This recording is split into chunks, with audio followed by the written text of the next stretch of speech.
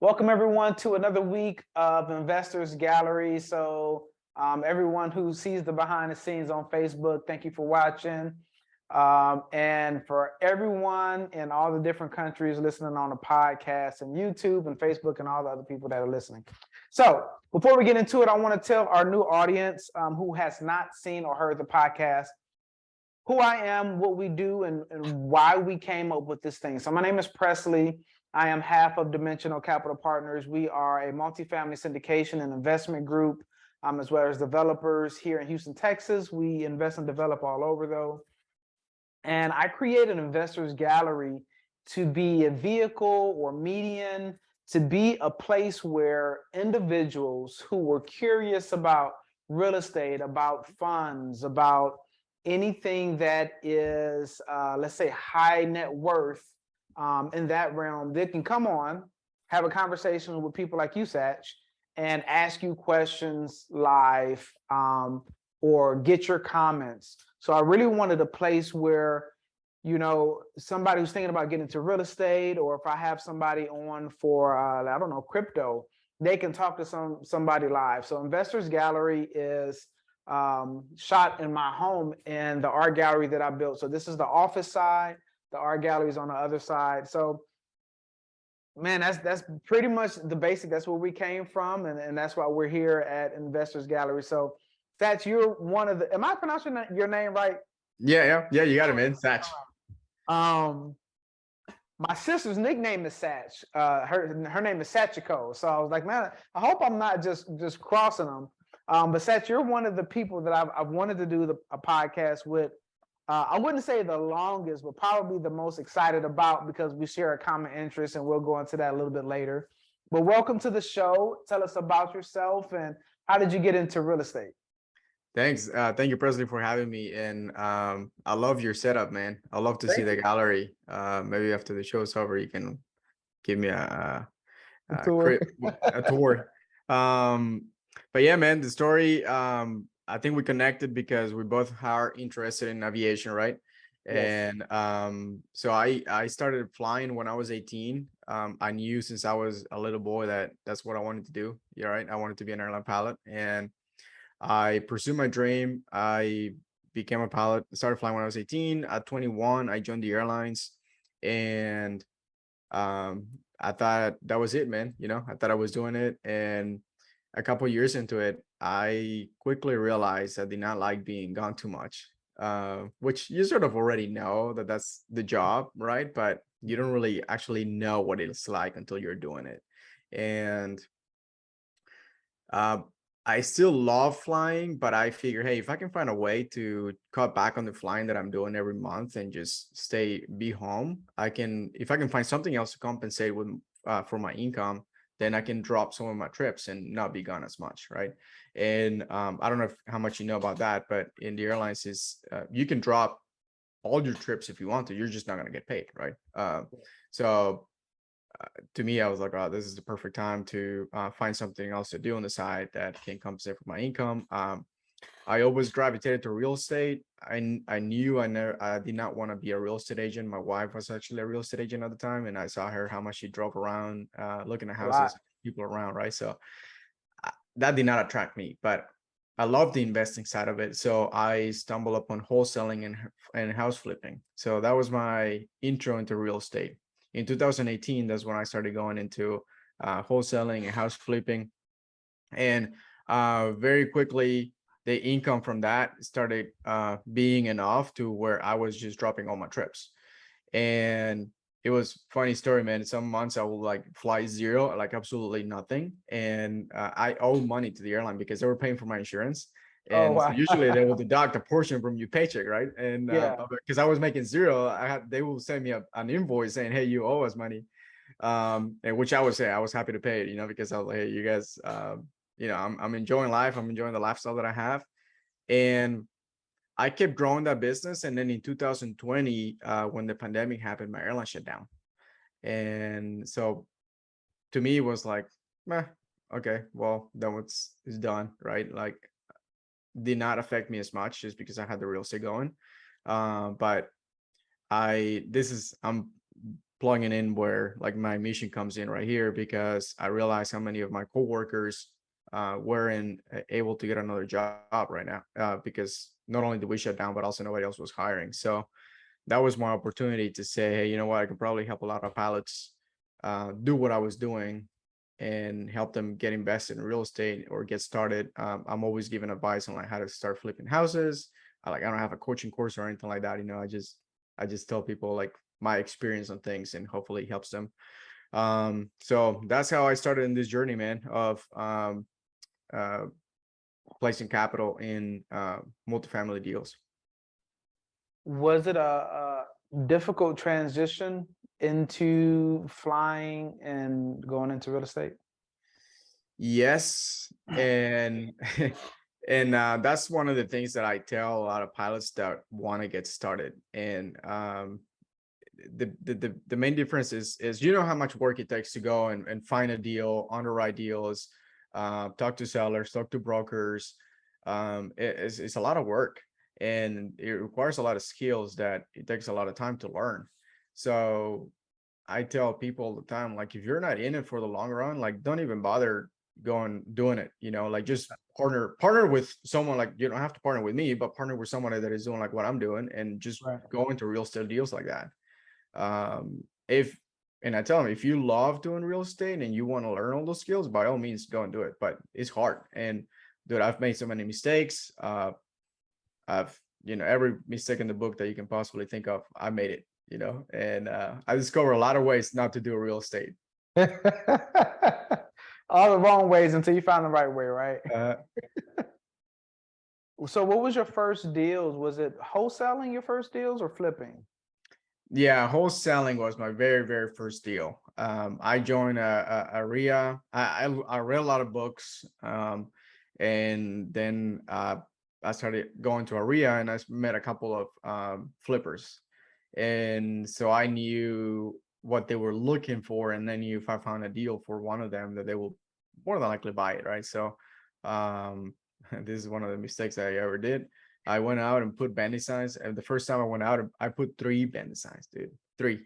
Oh I wow. thought that was it, man. I thought I was gonna get the phone ringing off the hook, and I got 0 calls, right? Next week, I went out again and I put another 3 bandit signs. Nothing happened, dude. I was so pissed. I went and bought 100 signs, and I said, I don't care what happens. I'm just gonna go and blanket the entire city with bandit signs. When I did that, that's when I got my first deal. Mhm. And now, for everyone listening, don't just go out blindly and put bandit signs, right? Some places it's illegal. But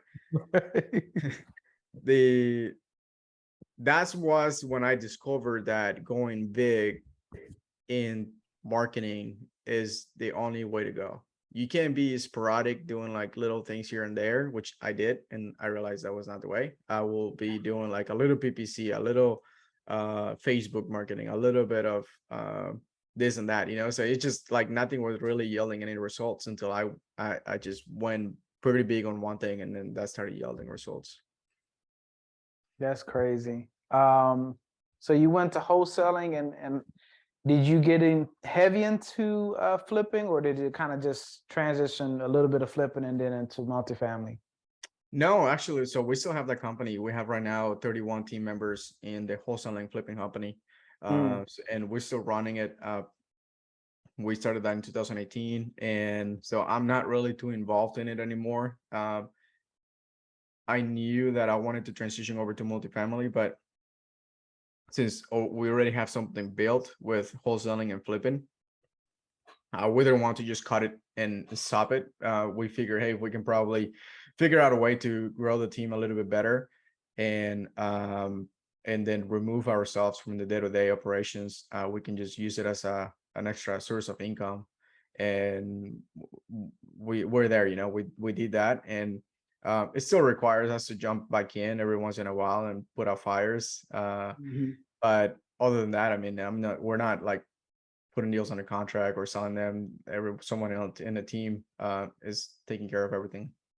Okay, that's amazing to have a machine like that.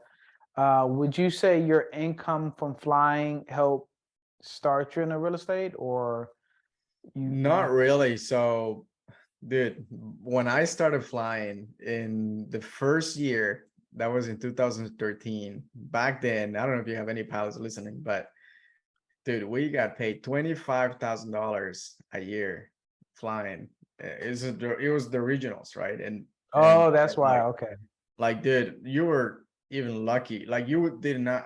Did I get paid for? I think I got paid for like $700 a month for training, and they will tell me like consider yourself lucky because the previous guys did not get paid at all for training. So training is usually like 3 months.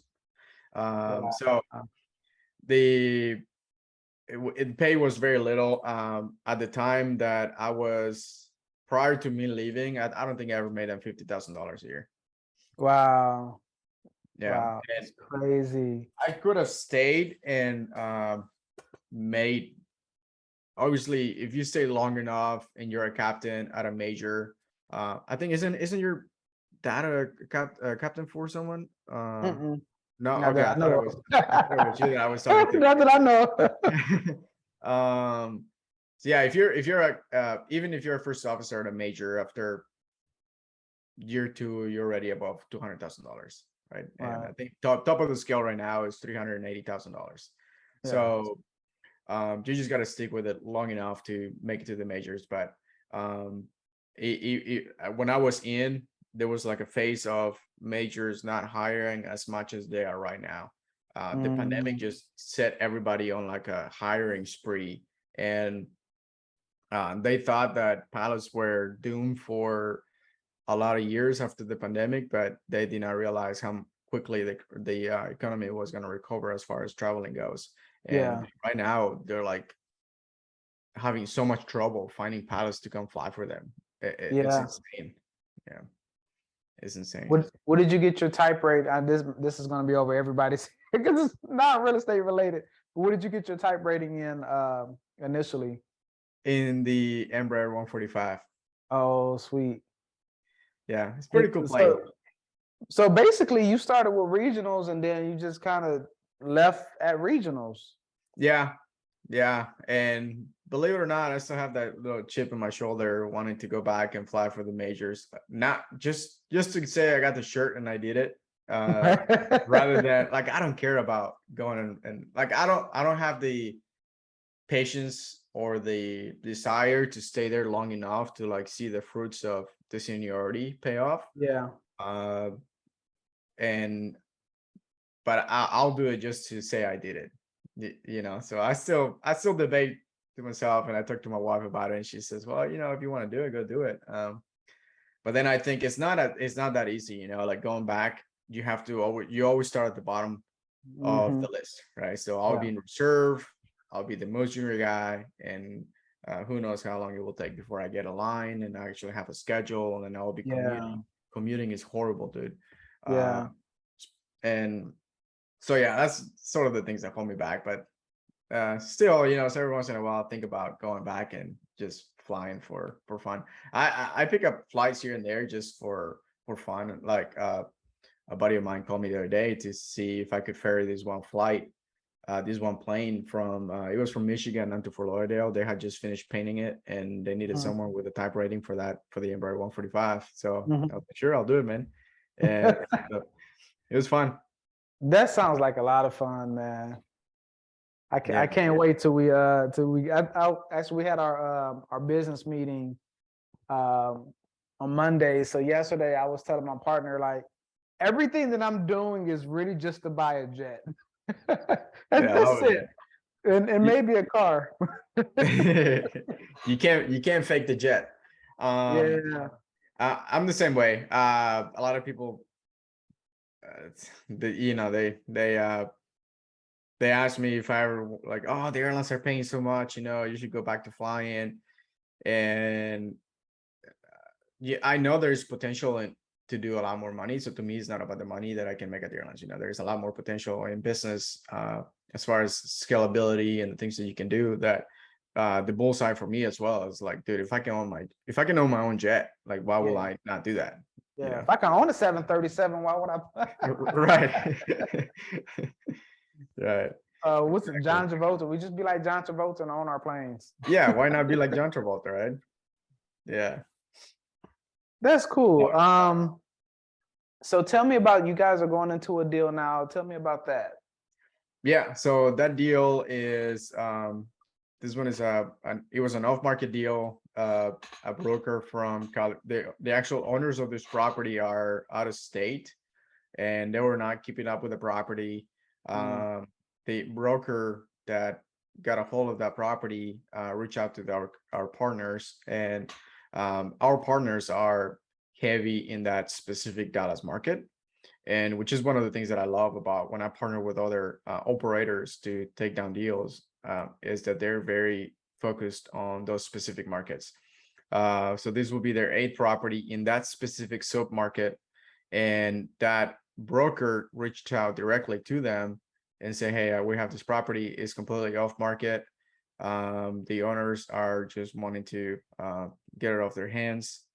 They have not kept up with increasing rents for the units, and so we're acquiring the property at a super cheap, super low basis. We're acquiring this property at $127,000 per door. Our partners had purchased a similar, a comparable property just on the road 6 months ago for $153,000 a door. So we're getting it nearly $20,000 less per door for a similar property. So this is a very exciting deal.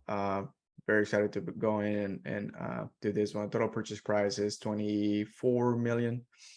And so we're raising about $10 million for that deal right now. We're almost done raising the entire.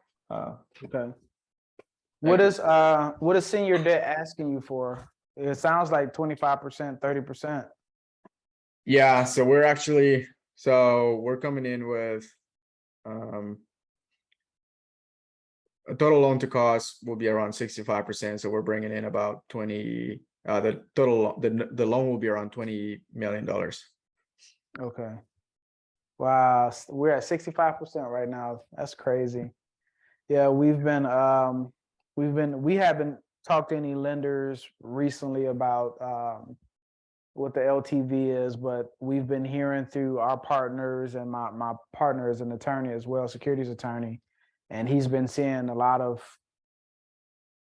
interesting things going on in the mortgage industry on the commercial side. Because normally the normal is 20%, maybe 25%. Yeah. And now to be at 30-35%, that's a big difference when you're raising that much money. Right. Yeah, and absolutely. Like the returns, obviously, if we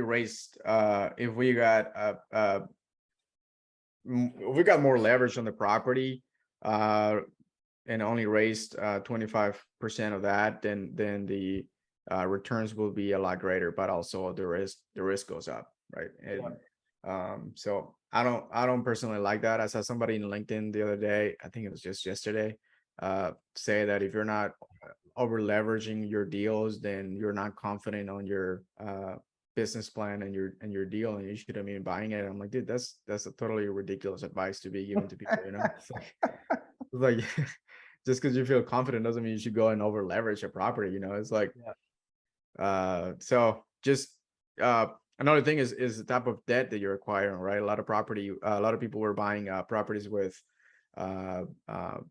floating rates. So you'll get a bridge loan with floating rates, and hopefully you bought an interest rate cap. Most lenders require it, right? And we do have other syndications with bridge loans that have floating rates, but we obviously have an interest rate cap. And but on this one, knowing the way, obviously we don't know what the market was going to do, right? But on this one, going in already knowing that the market and the interest rates are rising, and they're scheduled to rise another 50 basis points here in December, right? So we're not even going to entertain the thought of getting a floating rate loan. You'd be floating all of your profits away. yeah It's like, why? Just eliminate any variances that we can. Yeah. How did you get into multifamily? So I know you. Okay, so you were a pilot. Your wife was or is a real estate agent. And then you kind of took the track through the wholesale route and flipping. But how did a multifamily come on your radar? Yeah, so it's interesting that I always I don't even know why. I just like that the apartments were just big, and for some reason, something in me just felt attracted to the bigger the better.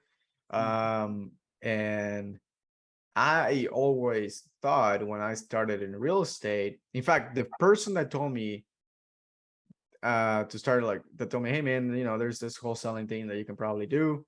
Um, I first approached him by asking him like, dude, I want to get into apartments and like multifamily. Like, how do I do that?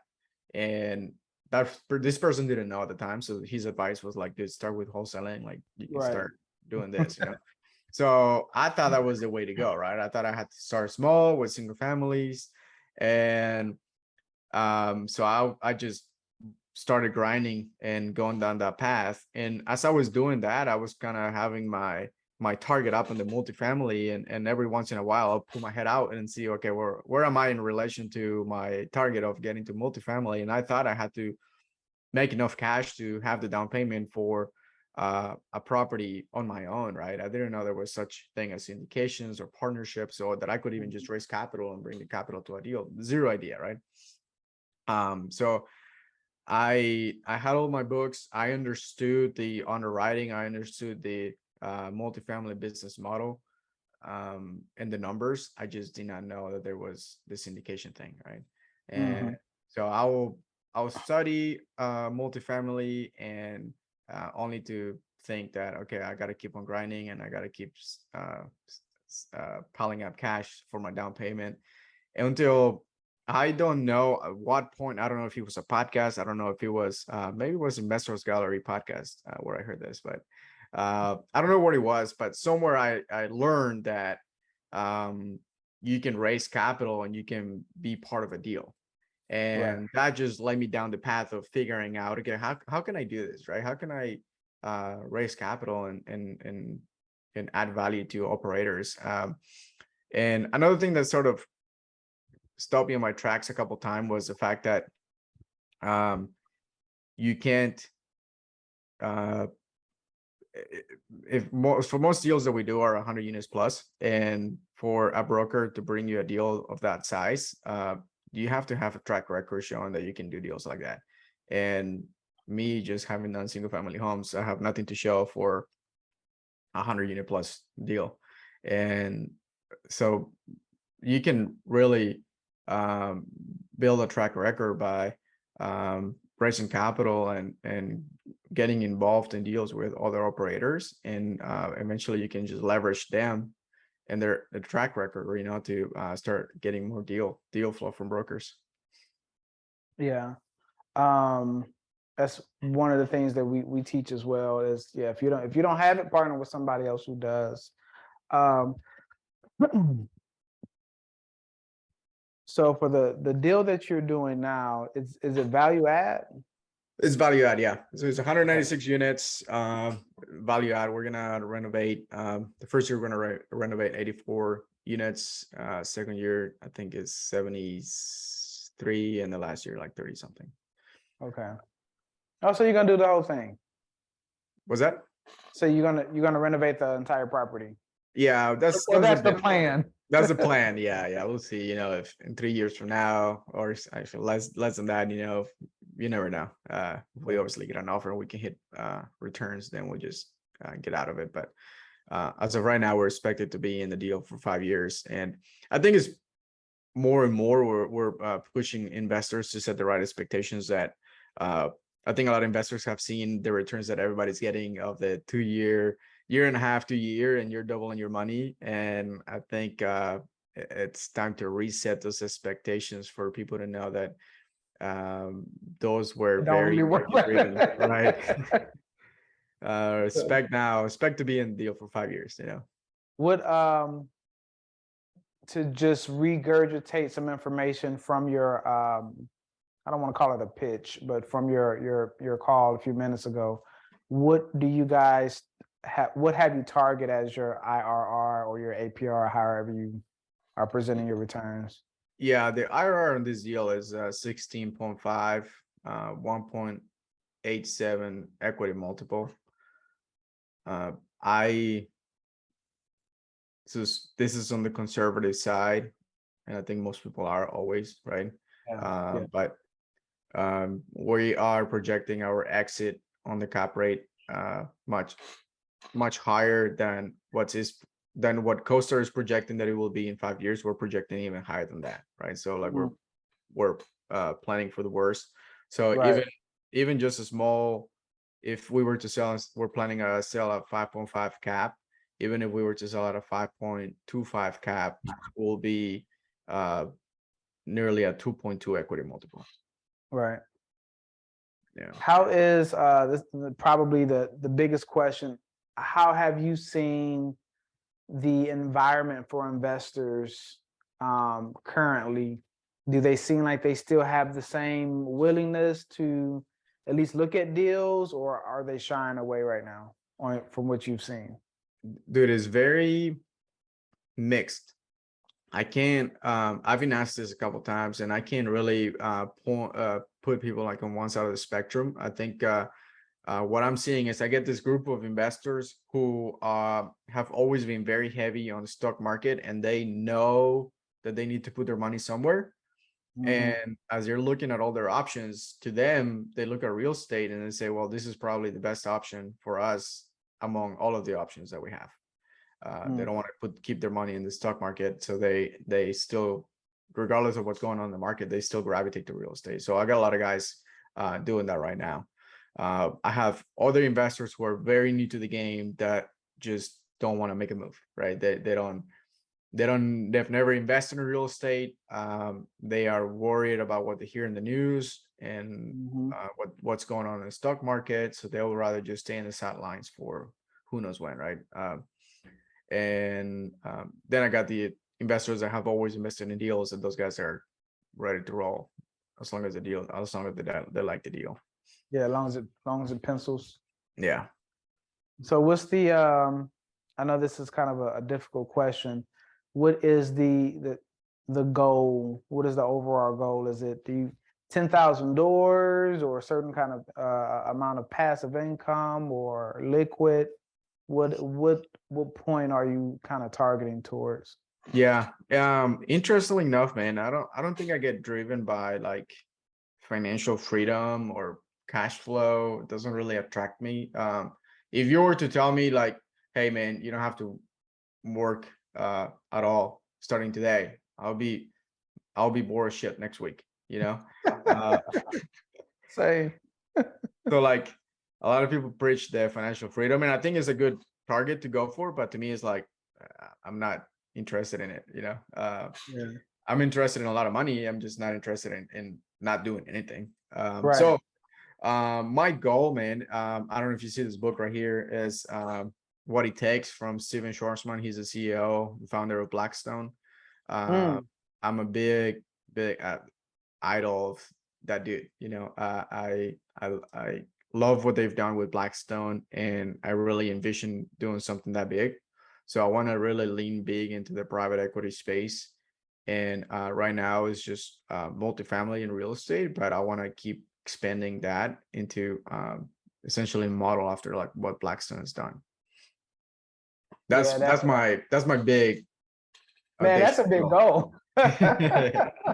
If you need some help on that, well, let me know. I love to be on the co-pilot seat of that one.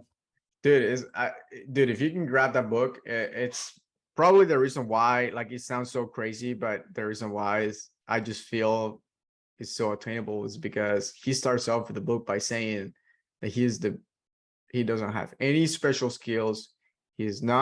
He doesn't consider himself smarter than anyone else. In fact, if he were to apply at his company today, he don't think he will get hired. So just he gets expense a little bit more on that, right? But no, zero connections, just a normal kid that grew up in like a middle class neighborhood in Pennsylvania. So all of that stuff, Really? yeah. Now, So now I gotta read the book. Where's my phone at? Hold on, let me get to my notes so I can remember. He started that Uh, company with his partner. Each one of them put $200,000 into the company, and uh, shit, they're like the biggest real estate holder in the world.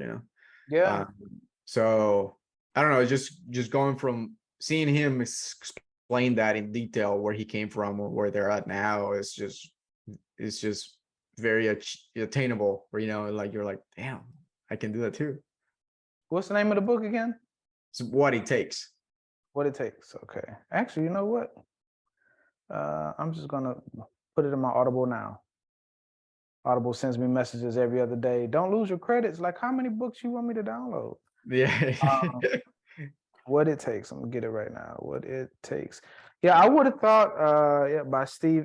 Thanks, Julie. Julie's texting me the name of the book. Okay, I just downloaded it. Yeah, I would have never assumed that a company like that would have had humble beginnings, because I know people in that financial space, and the numbers that they play around with is, we deal with big numbers. I mean, you're looking at a 20-something million dollar property. I had a conversation with a gentleman, and he said the guys went fly fishing over the weekend and tossed around the idea of throwing together a hedge fund. So they would scrape up some money real quick, maybe over the next couple. This is a recent conversation, like 3 months ago, 3, 4 months ago. They would just scrape up some money, and maybe between Friday and Monday, they can probably come up with a couple $100 million. So I'm knowing that there are people that exist out there, and I think really only the nerds and the people in that space know the names outside of the hedge fund managers. There's money out there that is uncomprehendable. If that's, I just made a new word, I think.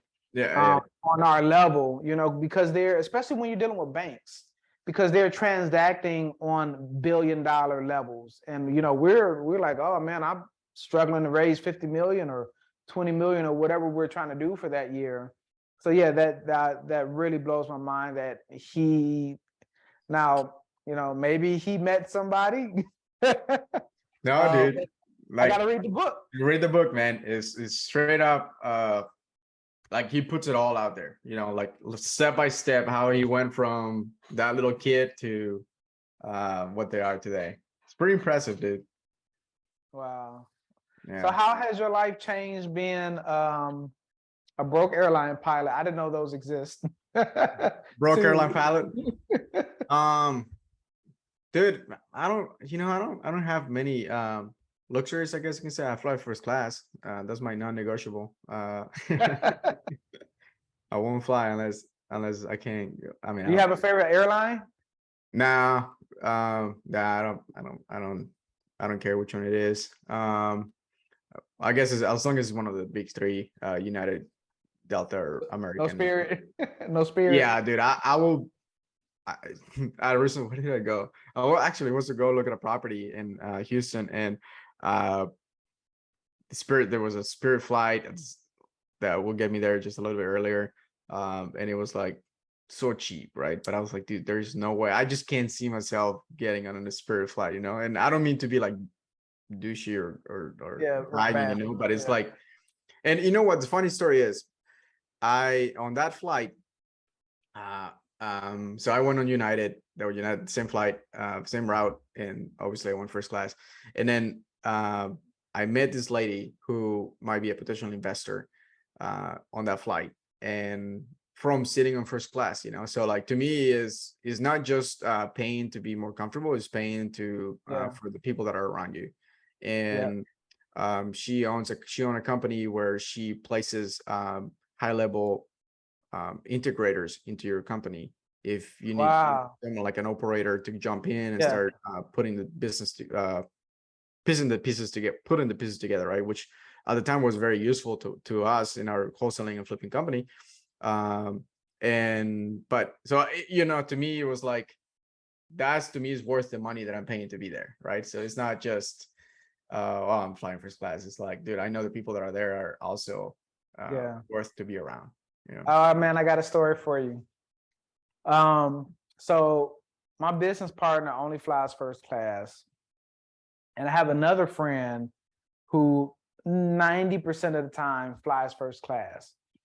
And having a conversation with both of them, they're like, "You don't fly first class?" And I'm like, "Sometimes I'm not a big guy. I'm 5'6", so and it doesn't bother me really one way or another. And if it's an international flight, then yeah. But if I'm going to, I don't know, Carolinas or something, it whatever.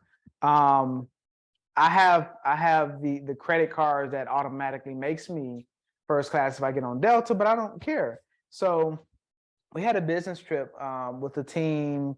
I think it was last month, and I flew coach, and my partner flew first class. And I promise I only do this for me, but every time I get on a flight, I pull out ForeFlight and watch the plane go around. So the lady was sitting next to me, and she said, "I'm used to people asking me, 'Hey, what is that on your iPad?'" And I promise I don't do it for people to ask me. I do it just because it's really cool to see the plane take off, real time. And so people normally ask me, "What is that?" I say it's a pilot app, whatever.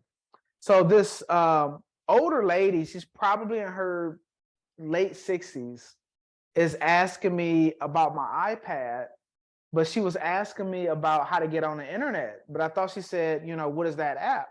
I said, "Oh, it's a pilot app." She says, "I know that's ForeFlight, but I'm trying to figure out how to get on the Wi-Fi."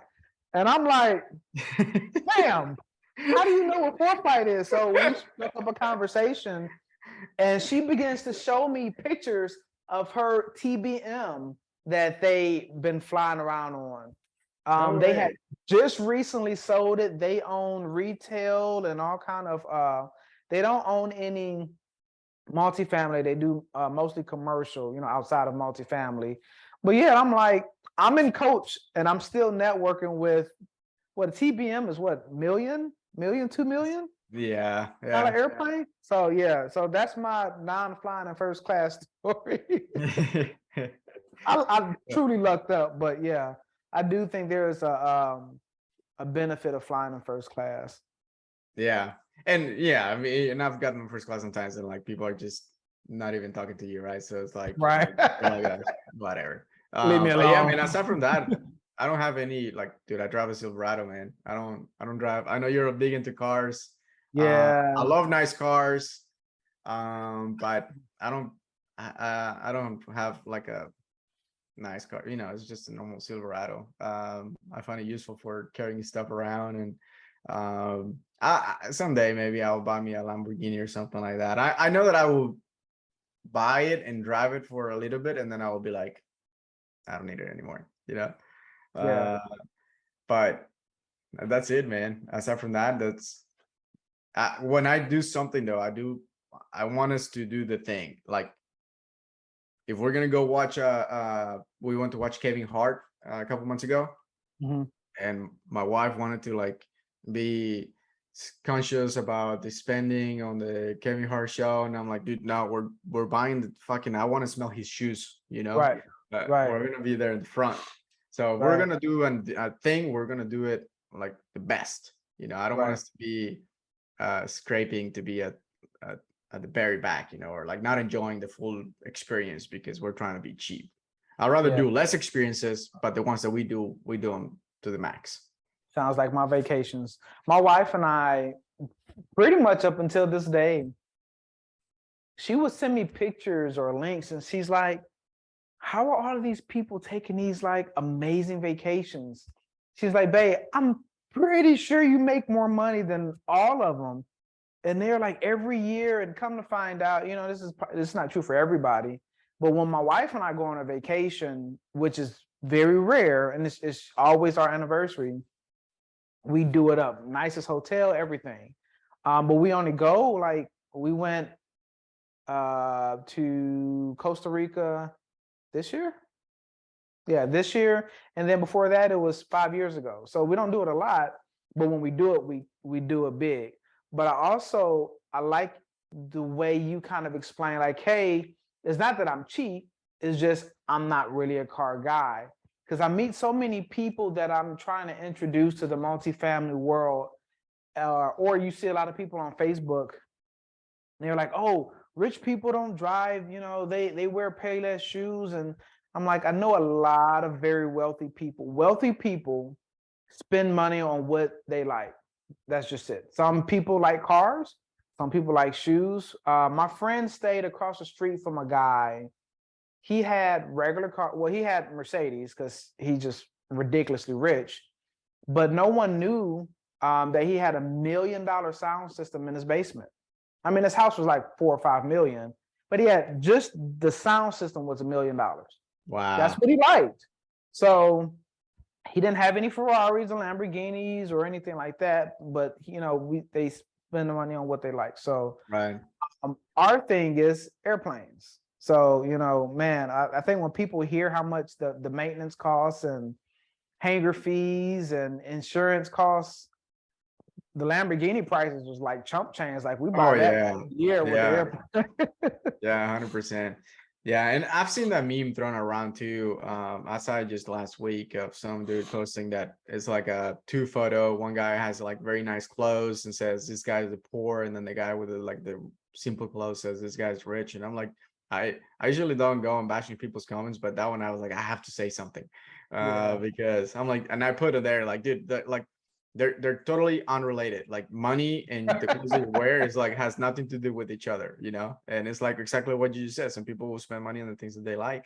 Yeah. I think people post those things because they want to make themselves feel good. If they're not putting in the work to learn and to do the things that is required to make more money, Yeah. then they will post stuff like that to say, well, um, I'm rich, that's why I don't wear nice clothes, or Rich dad, stuff. poor dad. Rich dad, poor Yeah, dad. It's a yeah, mentality. yeah. That's amazing. All right. So how do people contact you if they like your character? Because people invest in you. They don't so much invest in the deal. They invest in you and how you present yourself to be able to operate a property. So if an investor is listening right now, or watching or whatever, how do they contact you? Yeah, so one of the best ways to get in contact with me, I'm always available. And something I like to differentiate myself from other investors is, and I'm part of a lot of masterminds, and they preach to put sort of a barrier between you and your investors so that you see yourself like your time is more important than speaking to an investor. So I don't like that. I'm always available. I like to keep that open line with all of my investors. Obviously, just don't like call me all day throughout the day, right? But uh, all my information is on my website. So if you go to my website, bernhardtcapital.net, my phone number is there, my email is there. Just reach out to me, send me an email, shoot me a text, and but aside from that, I do have I always like to give people something of value, and I have an ebook where I go and I lay out the entire blueprint on syndications. You can literally grab that ebook and look at someone's deals, other operators' deals, and determine whether that's a good deal or not. I have there like what should be like the right fees that the syndication should be charging, what will be like a conservative underwriting, what you should expect to see for expenses. So you can literally grab that and just like go over the underwriting and kind of tell that whether it's a good deal or not. So if you want to grab that book, go to bernhardtcapital.net/ebook, and it's completely free. I'm gonna definitely download that. I download a lot of stuff. It's somewhere up here. But yeah, I always either try to support somebody else's program or learn from somebody else. So I'll definitely go there and download that and put a spiral on it. I got a whole, you can't see that from here. I got a whole spiral maker and everything. Nice. Binder, book binder. What would be your advice for somebody looking, both looking to go to the pilot route or looking to get into real estate? My advice would be to first figure out what is it that you want as the end goal.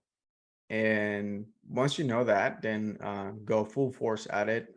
Don't hold back. I think a lot of times from my previous endeavors, I hesitate on making a decision just because we see people that are in the space that we want to be in, and we see them as more talented or that they have some attributes that we don't. But the reality is that that's not true. That's just the way we perceive them. So whatever it is, if you're hesitant to take the step just because you don't think you're capable, ignore that thought and just fucking go full force at it. If you want to be a pilot, do whatever it takes. Whatever you will make mistakes, but just go at it and do it. Same goes with real estate. Oh, you know what? I had a question I meant to ask you earlier. How much, if any, financially have you put into either coaching programs? I'm sure you spent money on masterminds, but what do you think that number is to date, ballpark? Like everything. So just this year, I spent 25,000. Last year, you don't make me feel bad anymore. yeah, just this year, I paid this one guy $1,000 for. We did 15-hour coaching calls, and I paid him $1,000 for every hour that we just got on a Zoom call. Mm-hmm. And so yeah, man, I you're showing me the books. I did on books. I have. Oh wow, I got trumped. I have thousands of dollars spent in books. And yeah, man, I'm always paying. I like very close relationship coaching as opposed to like very commercialized. So I just reach out to a guy that I like and that is very big into a family office space, and I asked him if he was open to doing any sort of mentorship. And I know he doesn't have a coaching program, and I was like, I don't want you to sell me a course. I want to pay for your time to learn from you. So that's sort of like the coaching that I like. I'm gonna tag in a friend because my friend Angel, what's our friend's name who in Canada who Edmund. Yes, Edmund Edmund Chen. Yeah, CHEIN or IEN. But maybe he's in the family. You can just look him up on LinkedIn, but he's in the family. Was in the family office space, and he does coaching. So cameras here. So if you're looking for additional outlets or somebody to speak to, or maybe just he's so amazing. What's his name? Edmund and Chen, CHEIN or IEN.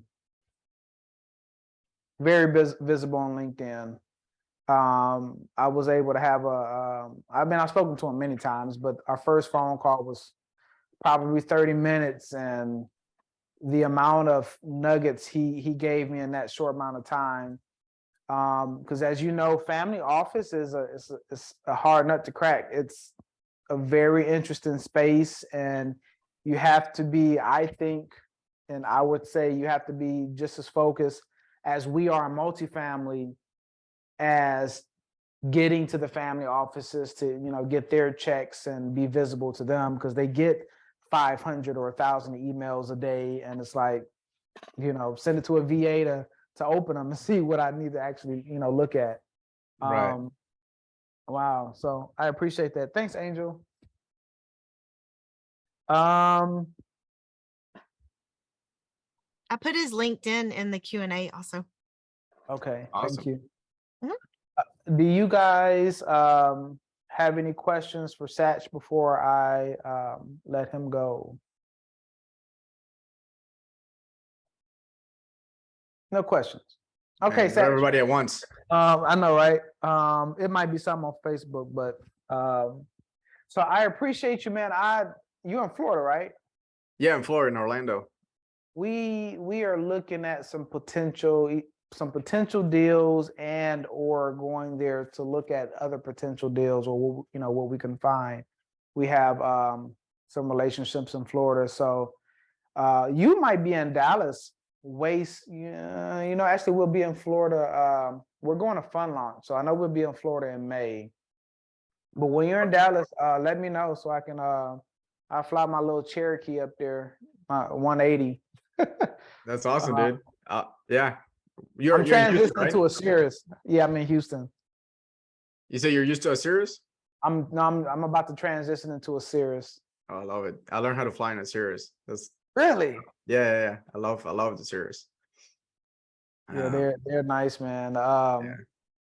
I love my school, and I will recommend the school to everybody. They're I think one of the only schools in the United States that has a board of ethics or ethics Wow. board or whatever. But man, when I tell you flying those 40-year-old airplanes are kind of nerve. Yeah. They get a lot of maintenance done to them, but the Cirrus, because they're newer, it just it's nicer to be in leather and Yeah. This feels so much nicer. Yeah, dude, that's I don't know if it's just because I learned how to fly in the Cirrus. I did not fly a Cessna until I was already 1,000 hours in. Wow. And so when I first got into a Cessna, I was like, what is this thing, man? Like this Yeah. just feels so like it just feels like getting into a shitty car, Yeah. And so How many hours do but you have? like 5,000. Oh wow. Okay. Yeah, you could go right into the major airlines. Yeah, I could. I could. Yeah. And but I don't know, man. I love to just I'll rather just fly with you, man. I'd rather just I'll take it. we go flying, I'd rather do that kind of flying. Okay, my last pilot question. I Yeah. tried. I did good. I tried not to get too far off into pilot stuff because it's a real estate podcast. Oh, you went to training though. I was going to ask you, what is the typical cost to get type rated? Because I know, PPL and IFR are, they're 10, 15 grand, but type rating I heard is way, way different. Yeah, you're probably looking at around 25 to 30 grand for a type rating. It fluctuates on what it is, but typically you can expect to pay about 25 to 30. The airlines, they pay for you though, so you don't have to Okay. pay it. But yeah, that's typically what it costs. Well, we're buying our own plane, so I'm gonna have to go on my You might own have to get type rated, man. That's okay. I'll write it off. Yeah, that would be neat. All right, At least to know how to fly it, and something happens, you can step in. But otherwise, don't call me. Right. All right, well, man. Make a promise when you come to DFW. Look at that deal. You hit me up, shoot me a DM or something, and we'll go hang out. I don't know if there's any good $100 hamburgers by your way, but we'll find something. Okay, sounds good, man. Yeah, we're closing that property January 6th, I think. So I'm sure I'll be out there sometime in December. Okay, cool, man. I'll see you soon. Cool. Yep. All right, Pressley. Hey, man, I appreciate you having me on the show, and I hope I added some value to your listeners. Yes. And if I can be of help to anybody, I'm always open. Yes, I appreciate it. All right, guys. I thank you for joining as well, and everybody on all the things, all the social medias and stuff. I'll see everybody. Oh, this is the last one, so I'll see everybody in January. Satch, I'll see you soon. Nice, awesome. Bye. Yep. All right. Bye, Thank you, everybody. Pressley. Bye.